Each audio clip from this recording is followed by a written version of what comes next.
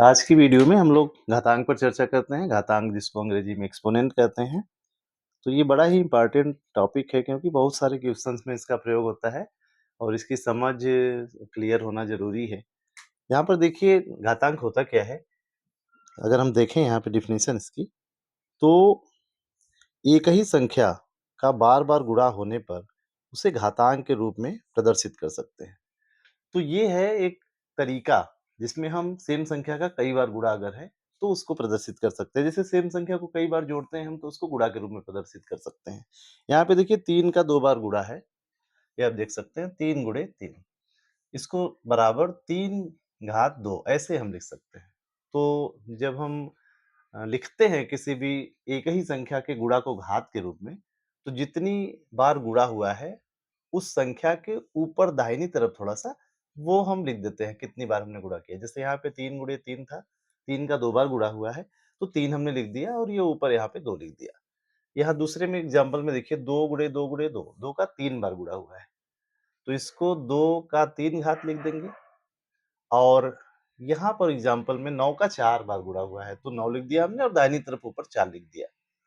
ये 3 घाते 2 जो है, ये प्रदर्शित क्या करता है कि 3 का 2 बार गुणा हुआ है। 2 घाते 3 प्रदर्शित करता है 2 का 3 बार गुणा को और 9 घाते 4 प्रदर्शित करता है 9 के 4 बार गुणा को। 2 घात को हम वर्ग कहते हैं। अगर किसी भी संख्या की 2 घात है, तो हम उसको उसका वर्ग कहते हैं और 3 घात को घन कहते हैं। तो ये भी वहाँ पर प्रयोग में लिया जाता है।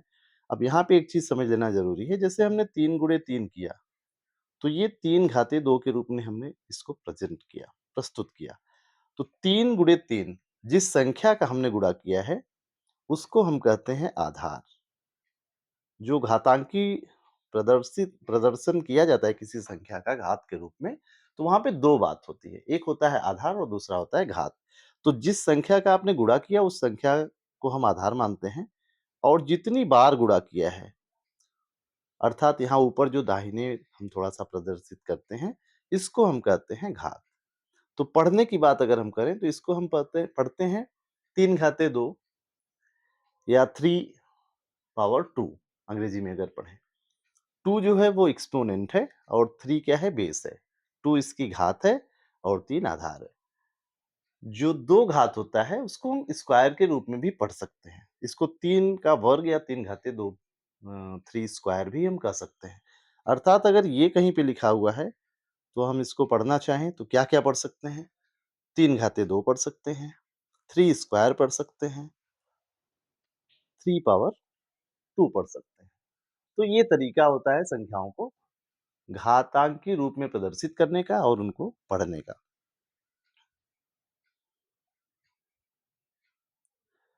आगे हम लोग चलते हैं, नेक्स्ट स्लाइड में देखते हैं।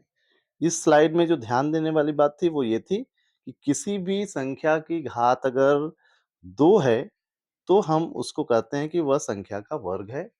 किसी भी संख्या की घात 3 है तो हम उसे कहते हैं कि वह संख्या का घन है। अर्थात वर्ग और घन निकालना हो तो संख्या का 2 बार और क्रम से 3 बार गुणा करते हैं।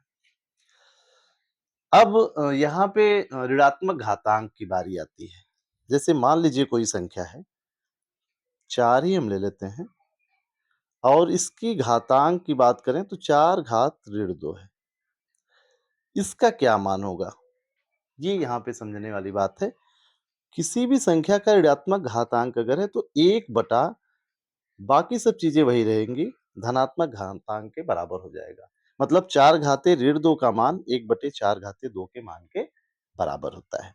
देखिए अगर यहाँ पे आपको कह दिया जाए कि 4 घाते 2 ऋण 2 का मान आप निकालिए, हल करके निकालिए, तो पहला जो आपका स्टेप होता है वो होता है कि ऋणात्मक घातांक है अगर लेफ्ट हैंड साइड में वो अंश में है, तो राइट हैंड साइड में 1 बटा हर के रूप में उसको धनात्मक घातांक में लिख सकते हैं। तो 1 बटा 4 गुणे 4 अर्थात 1/16। अब समझिए 4 घाते 2 का मान होता है 4 गुणे 4 मतलब 16, लेकिन 4 घाते ऋण 2 का मान होता है 1/16। अर्थात घात ऋणात्मक होने पर क्या होता है, बस अंश का हर और हर का अंश हो जाता है। ये चीज़ हमें ध्यान देना है। अभी जैसे देखिए आपको कहीं-कहीं घातांकी संख्याओं का मान भी निकालने के लिए पूछा जा सकता है, जैसे 2 घाते 4 का मान ज्ञात करिए। 2 घाते 4 का मतलब क्या हुआ? 2 का 4 बार गुणा। 2 गुणे 2 गुणे 2 गुणे 2, ये 16 हो जाएगा। आपको अभी 1/2 घाते ऋण 3 का मान बताना है, मान लीजिए। तो यहाँ पे हमने बताया कि ऋण घात है तो हर में ले जाके उसको हम धन घात कर सकते हैं। तो 1/2 घाते 3 हो जाएगा, अर्थात 1/8 हो जाएगा और भिन्न के भाग के अनुसार ये 1 गुणे 8/1 हो जाएगा, अर्थात 8 इसका मान आ जाएगा। तो ये चीज़ है कि किसी ऋणात्मक घातांक का मान हम कैसे ज्ञात कर सकते हैं। आगे हम बढ़ते हैं, घातांक संख्या का मान। जैसे 5 घाते 3 है तो इसका मतलब हो गया 5 गुणे 5 गुणे 5 बराबर 125। इसके बाद जैसे 9 घाते 2 का आपको मान निकालना है, मान लीजिए। तो ये आधार इसका 9 हो गया, घातांक इसका 2 हो गया। यहाँ पर देखिए आधार 9, घातांक 2 है। 9 का 2 घात का मतलब 9 गुणे 9, 9 का 2 बार गुणा, ये आ जाएगा 81। अर्थात ये 9 का जो 2 घात है, 9 स्क्वायर है या 9 पावर 2 है, उसको हम 81 लिख सकते हैं। तो ये तरीका होता है निकालने का कि कैसे हम कोई भी घातांक की संख्या दी गई है, किसी संख्या के घात के रूप में है, उसका विस्तार करके मान कैसे ज्ञात कर सकते हैं। एक इम्पोर्टेंट चीज़ यहाँ पर नीचे लिखी गई है, समीकरण में आधार समान होने पर घात समान होती है। जैसे देखिए अभी दे दिया है 6 स्क्वायर इक्वल टू 6 पावर ए। मान लीजिए ये आपके पास संबंध है, एक समीकरण है। तो यहाँ पे समीकरण में क्या है, बराबर का चिन्ह, इसका मतलब बाएं तरफ और दाहिने तरफ की क्वांटिटी बराबर है। आधार अगर समान है, आधार देखिए इसमें भी 6 है और इसमें भी 6 है, तो घातांक आपस में समान हो जाएंगे। यहाँ से हम कह सकते हैं 2 इक्वल टू ए, अर्थात ए का मान 2 है। इसी का अगर उल्टा हम देखें, घातांक समान है, जैसे मान लीजिए 6 power 4 equal to A power 4, ऐसा दिया है। कोई समीकरण है जिसमें बराबर के दोनों तरफ घातांक समान है, तो आधार की संख्या भी समान होती है। यहाँ से हम कह सकते हैं 6 इक्वल टू ए, अर्थात समीकरण में आधार समान होने पर, आधार अगर समान है तो घात समान होगी, और इसका उल्टा, अगर समीकरण है और घात समान है तो आधार भी समान होता है। तो ये इंपॉर्टेंट चीज है जो बहुत सारे घातांकी प्रश्नों में जिसका प्रयोग किया जाता है। आगे हम लोग बढ़ते हैं, समान आधार की घात संख्याओं का गुणनफल। ये बड़ा ही इंपॉर्टेंट चीज है घातांकी दृष्टिकोण से। अगर हम देखें, घाती संख्याओं के दृष्टिकोण से देखें, यहाँ पे एक देखिए लिख दिया गया है और इसका सोल्यूशन भी लिख दिया गया है। समझिए क्या होता है, 2 घाते 3 गुणे 2 घाते 4। अब हम इसको अगर देखें तो सूत्र नहीं जानते हैं। मान लीजिए इसका विस्तार कर दें, 2 घाते 3 मतलब 2 का 3 बार गुणा, और 2 घाते 4 मतलब 2 का 4 बार गुणा। कितना आ गया? 1 2 3 4 5 6 7, 2 का 7 बार गुणा मतलब 2 घाते 7। 3 बार हमने गुणा किया इस 3 के लिए और 4 बार गुणा किया 4 के लिए। कुल मिला के क्या हो रहा है, इन दोनों के जोड़ के बराबर हो रहा है। अर्थात अगर 2 घातांकी संख्याएँ हैं, तो समान आधार की संख्याओं के लिए अगर हम गुणा करते हैं, तो घातांक उनके आपस में क्या होते हैं, जुड़ जाते हैं। ये एक सूत्र के रूप में कार्य करता है। जैसे अभी 9 घाते 2 है, गुणे 9 घाते 3 है। तो 9 घाते 2 का मतलब 9 का 2 बार गुणा, और 9 घाते 3 का मतलब 9 का 3 बार गुणा। तो कुल मिला के कितनी बार गुणा है? 5 बार गुणा। अर्थात यहाँ भी देखिए आप, तो ये दोनों संख्याएँ क्या हो रही हैं? आपस में जुड़ जा रही हैं। तो ये 9 घाते 2 धन 3, या इसको हम 9 घाते 5 कह सकते हैं। तो ये एक महत्वपूर्ण चीज़ है। घात संख्याओं में अगर आधार समान है तो गुणा करते हैं तो उनके घातांक आपस में जुड़ जाते हैं। गुणा नहीं होगा, ध्यान देना है कि अगर समान संख्याएँ हैं और उनका हम गुणा करते हैं आपस में, उनके घातांक अलग-अलग हैं या समान हैं, तो गुणनफल में क्या होता है, जो उसका आधार है सेम रहता है, और घातांक क्या होता है, उन दोनों घातों का योग हो जाता है। एक फ़ॉर्मूला भी इसके लिए लिखा जाता है, जैसे मान लीजिए ए आधार पर अ, कोई भी घात है, मान लीजिए m है, इंटू b, ये आधार पे n है। यही आधार है, आधार समान है, तो पहली बार क्या है, m है, और दूसरी बार क्या है, n है, और दोनों का क्या किया हुआ है, गुणा। तो यहाँ फ़ॉर्मूला हो जाता है a power m plus n, अर्थात दो संख्याओं के गुणनफल करते हैं, जब हम गुणनफल करते हैं संख्याओं का, तो गुणनफल का मान क्या होता है? उन संख्याओं के घात के योग के मान के बराबर हो जाता है। अर्थात जो अगली हमको घातांक की संख्या मिलेगी, उसका घात क्या होगा? पहली और दूसरी दोनों संख्याओं की घात के योग के बराबर होगा। तो ये एज़ ए फ़ॉर्मूला भी हम यूज़ करते हैं। अब जैसे अभी मान लीजिए आपको एक संख्या यहाँ पे गुणनफल दे दिया 4/2 गुणे 5 बट सॉरी समान ही रहना चाहिए। 4 बटे 4 घाते 2 गुणे 4 घाते ऋण 1। तो यहाँ पे क्या हो जाएगा? आप देखिए 4 घाते पहले का तो 2 है, दूसरे का ऋण 1 है। अब ये यहाँ पे घटाना पड़ रहा है हमको, क्यों? क्योंकि इसका चिन्ह जो है वो ऋणात्मक है। हालाँकि हम जोड़ ही रहे हैं, तो ये 4 घाते 1 हो जाएगा, 2 में से 1 घट जाएगा।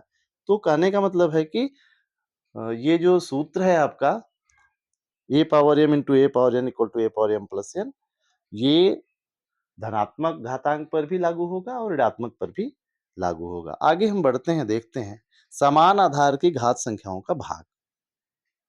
अब जैसे ये यहाँ पे लिखा हुआ है, देखिए 4 घाते 3 भागे 4 घाते 2।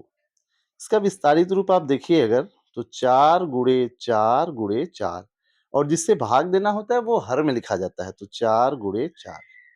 वहां पे क्या होता था कि साथ में ही गुणा करते थे, तो जोड़ के लिखना होता था। यहाँ पे देखिए ये 2 और ये 2 निरस्त हो जाएगा, अर्थात जितना बाद में है उतना निरस्त हो गया, मतलब पहले वाले में से कम हो गया। तो इसीलिए यहाँ पे केवल 4 बचता है, अर्थात 4 घाते 1 बचता है। अब एक और उदाहरण हम समझते हैं, जैसे 9 घाते 3 भागे 9 है, 9 को 9 घाते 1। किसी संख्या का कोई घात नहीं दिया है, मतलब एक घात है। तो यहाँ पे क्या होगा? 9 का 3 बार गुणा और नीचे 9 का 1 बार बस है, तो 1 बार ये कम हो जाएगा, 9 का 2 बार बच रहा है। देखिए यहाँ 3 में से 1 कम हुआ 2, यहाँ 4 में से 2 कम हुआ 1। अर्थात जिस तरह गुणा में गुणा करने पर क्या होता है, घातांक आपस में जुड़ जाते हैं, उसी तरह भाग में क्या होता है, पहली वाली संख्या के घातांक में से दूसरी वाली संख्या के घातांक को घटा दिया जाता है। अब यहाँ पे हम ये समझ सकते हैं, 4 घाते 3 भागे 4 घाते 2। देखिए आधार समान है, भाग देना है, तो जो उत्तर आएगा आधार तो वही रहेगा। घातांक में क्या होगा, पहली संख्या की घात में से दूसरी संख्या की घात को हम माइनस कर देंगे। यहाँ से आ जाएगा 4 घाते 1। यहाँ देख सकते हैं 4 घाते 3 भागे 4 घाते 2। महत्वपूर्ण बिंदु है, तो ध्यान से समझना जरूरी है। आधार दोनों का सेम है, तो जो उत्तर आएगा उसका भी आधार भागफल का सेम होगा। घातांक में क्या होगा, पहले वाले के घातांक में से दूसरे वाले घातांक को माइनस कर देंगे। तो इस तरह से यहाँ पर हम फार्मूला भी लिख सकते हैं। मान लीजिए a पावर m पहली घात संख्या है और इसको डिवाइड करना है a पावर n से, दूसरी घात संख्या से, तो भागफल क्या आ जाएगा, a power m minus n। अर्थात आधार वही रहेगा, लेकिन उत्तर में जो घातांक होगा वो पहली संख्या की घात में से दूसरी संख्या की घात को माइनस कर देंगे।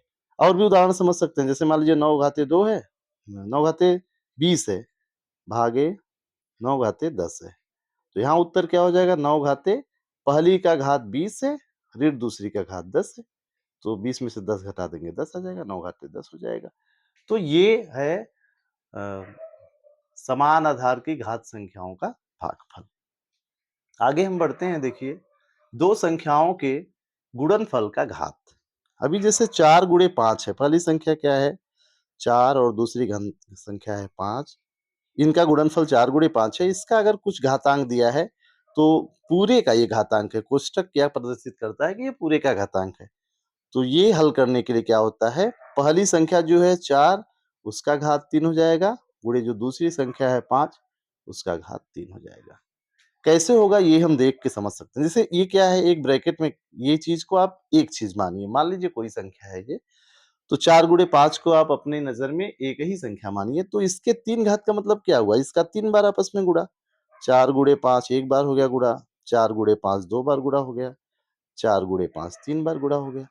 तो अगर आप इसमें देखेंगे तो 3 बार 4 आ रहा है, अर्थात 4 घाते 3 हो गया, गुणे 3 बार 5 आ रहा है, तो 5 घाते 3 हो गया। तो यहाँ पे वही चीज है ना जो ऊपर लिखा हुआ है, अर्थात दो संख्याओं के गुणनफल का अगर कुछ घात दिया है तो दोनों वही घात दोनों का हम निकाल के और उसका फिर कर देंगे गुणनफल, और हमारा जो उत्तर है वो निकल जाएगा। तो यहाँ से ये चीज़ हमें ध्यान देना है, ये योग पर ये चीज़ नहीं लागू होता है, जोड़ पर नहीं लागू होता है, वहाँ पे दूसरा सूत्र लगेगा, गुणनफल पर ये सूत्र लागू होता है। अभी जैसे मान लीजिए 3 दिया है, कोई बीजीय संख्या 3a है, पावर 5 है। तो यहाँ पे 3a बीच में कोई नहीं सिंबल है, इसका मतलब यहाँ गुणा होता है, आप ऑलरेडी जानते होंगे। तो यहाँ से इसको हम लिख सकते हैं 3 पावर 5 इंटू a पावर 5 मतलब 3 घाते 5 गुणे a घाते 5। तो ये संख्याओं के 2 या 2 से अधिक हैं, कितनी भी संख्याएँ हैं, उनके गुणनफल को कोष्ठक में रख के अगर एक घात ऊपर से दे दिया गया है, तो उसका मान निकालने के लिए अलग-अलग वही घात सबका करके हम गुणनफल निकाल लेते हैं। तो यहाँ से भी हम इसको एक सूत्र के रूप में, फ़ॉर्मूला के रूप में लिख सकते हैं। मान लीजिए, हमने मान लिया कि वो संख्याएँ a और b हैं, तो a into b power something मान लीजिए कुछ भी m मान लीजिए, तो ये बराबर हो जाएगा पहली संख्या का पावर m मतलब a power m multiply b power m। ये फार्मूला हो गया। यहाँ क्या है, दो संख्याओं का गुणनफल है, इसका m घात क्या होगा, पहली संख्या का m घात गुणे दूसरी संख्या का m घात। इस तरह से आप हल कर सकते हैं, विशेष करके बीजगणितीय व्यंजकों में इसकी विशेष आवश्यकता पड़ती है। आगे हम बढ़ते हैं, दो संख्याओं के भाग का घात। जैसे गुणा में था, अभी यहाँ पे हम इस उदाहरण से समझने की कोशिश करते हैं। 4/5 घाते 4 है, वही चीज़ आप इस 4/5 को एक कोई चीज़ समझिए, कोई संख्या समझिए। 4 घात का मतलब हो गया कि उसका 4 बार गुणा होना है।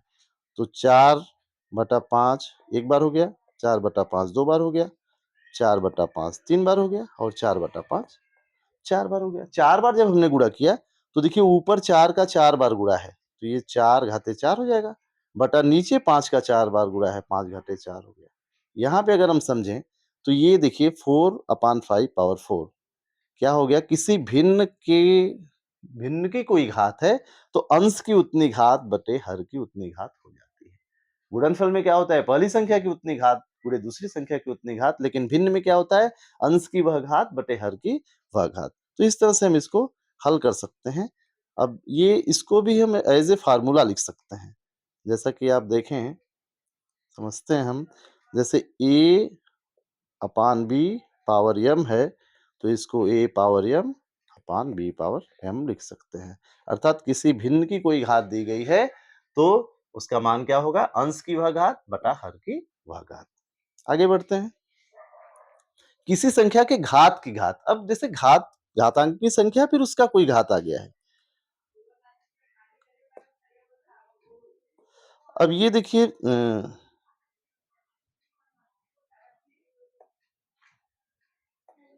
घात की घात जब हम निकालते हैं, ये एक सवाल आपके सामने है, 9 घाते 5 है, घाते 2 है। अब इसका मतलब क्या हो गया, 9 घाते 5 का 9 का 5 बार गुणा,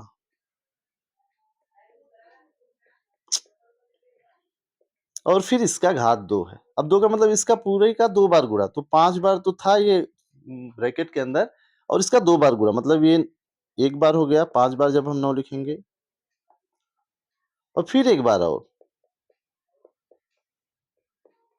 मतलब 5 बार 9 हमने लिख दिया। कुल मिला के 9 कितनी बार हो गया, 10 बार। तो आपने देखा कि ये जो 5 बार था और ये इसका 2 का, ये आपस में गुणा हो गया। तो किसी संख्या के घात का घात अगर दिया रहता है, तो उत्तर में क्या होता है, उस संख्या के दोनों घातांकों का गुणनफल करके हम लिख देते हैं। और इस पे एक आध उदाहरण देख के इसको समझने की कोशिश करते हैं। जैसे 2 घाते 3 है और फिर इसका घात 4 है। तो ये हो जाएगा 2 घाते 3 गुणे 4 बराबर 2 घाते 12। एज ए फार्मूला भी हम इसको लिख सकते हैं। ए मान लीजिए कोई संख्या है, ए पावर m है और फिर इसका पावर n है, तो ये हो जाएगा ए पावर m इंटू n, या इसको केवल हम ए पावर m n भी लिख सकते हैं। अर्थात किसी घातांकी संख्या का कोई घात दिया है, तो उसका उत्तर क्या होगा, उस आधार पर पहली जो घात दी गई थी वो, और दूसरी दो जो घात दी गई थी वो, दोनों का आपस में गुणा हो जाता है। यहाँ पर देखिए a आधार है, a पावर m एक संख्या है जिसमें a आधार और m घात है, और इसका अगर n घात दे दिया है, तो इसका उत्तर क्या होगा, a पावर m और n दोनों का गुणनफल, a पावर mn। अब अभी तक जो हमने चर्चा की है, उससे रिलेटेड ये फार्मूला है, देखिए A power m into A power n equal to A power m plus n, अर्थात दो संख्याओं के लिए गुणा वाला ये हो गया। ए पावर m बराबर ए पावर m इंटू n, अर्थात घात का घात है तो दोनों घातांकों का आपस में गुणा। ए बी पावर n है, अर्थात दो संख्याओं के गुणनफल का कोई पावर है तो a power n into b power n उसका मान हो जाएगा, अर्थात दोनों के उस घात के गुणनफल के बराबर हो जाएगा। यहाँ भागफल है, a upon b power n है तो a power n upon b power n हो गया। और सॉरी, यहाँ भिन्न का पावर n था तो अंश का पावर n बटे हर का पावर n हो गया। यहाँ पे भागफल है, a पावर m में a पावर n का भाग दे रहे हैं तो a power m minus n आ जा रहा है। और यहाँ पे a power m upon a power n है तो इसको हम 1 अपान a पावर n माइनस 1 कर सकते हैं। अर्थात देखिए m माइनस n का ऋणात्मक n माइनस 1 होता है, अर्थात अगर जो हमने यहाँ पे लिखा है इसको 1 अपान के रूप में निगेटिव उसकी जो पावर है उसके रूप में लिख सकते हैं। जैसे a पावर माइनस 2 का मान 1 अपान a पावर 2 था, तो ये दोनों फार्मूला उससे जुड़े हुए हैं। तो ये घातांक के समझ में घातांक के संदर्भ में कुछ महत्वपूर्ण प्रश्न थे आपके सामने, उसकी परिभाषा थी। ये कुछ प्रश्न है, स्क्रीनशॉट इसका ले सकते हैं। 6 प्रश्न है, इनको आपको हल करना है और अगली स्लाइड में इसका उत्तर है, वहां से आपको इसका मिलान करना है। तो यहाँ पे देखिए मिलान हम करें, आप स्क्रीनशॉट इसका भी ले लीजिए और उत्तर की मिलान कर लीजिए कि जो आपने हल किया है वो कितना सही है। एक इम्पॉर्टेंट चीज इसमें आपको बताना जरूरी था, जैसे मान लीजिए 5 पावर 1 है तो किसी संख्या का जब हम घातांक 1 करते हैं, 5 पावर 1 का मतलब हो गया 5 का एक बार गुणा, तो इसका मान 5 ही आ गया। तो किसी संख्या का पावर 1 है तो स्वयं वह संख्या आती है। और दूसरा इम्पॉर्टेंट चीज है, किसी संख्या का घात अगर शून्य है तो उसका मान होता है 1। ये बड़ा ही इम्पोर्टेंट चीज है और कभी-कभी इसमें कन्फ्यूजन भी हो जाता है। तो ये ध्यान देने वाली बात है, कोई संख्या है, मान लीजिए उसका घात दिया ही नहीं है 9, तो अगर घात के रूप में आप इसको लिखना चाहें तो 9 घाते 1 हो जाएगा, 9 पावर 1 हो जाएगा। और दूसरी बात है कि किसी संख्या का पावर अगर 0 है, घात अगर 0 है, तो उसकी वैल्यू जो है 1 होती है, चाहे संख्या जो हो। 6 पावर 0 1 होगा, 100 पावर 0 अगर आप करें, तो वो भी क्या होगा? 1 होगा। कितनी भी बड़ी संख्या हो, चाहे कितनी भी छोटी संख्या हो, उसका पावर अगर आप 0 करेंगे, तो उसका मान क्या होता है? 1 होता है, 0 को छोड़कर। ठीक है? तो ये बड़ा इम्पोर्टेंट चीज़ था जो अभी स्लाइड में छूटा हुआ था, उस पर हमने चर्चा किया और बड़ा ही इम्पोर्टेंट ये टॉपिक था, तो ध्यान से इसको देखिएगा, उम्मीद है आपको पसंद आएगा। Thank you.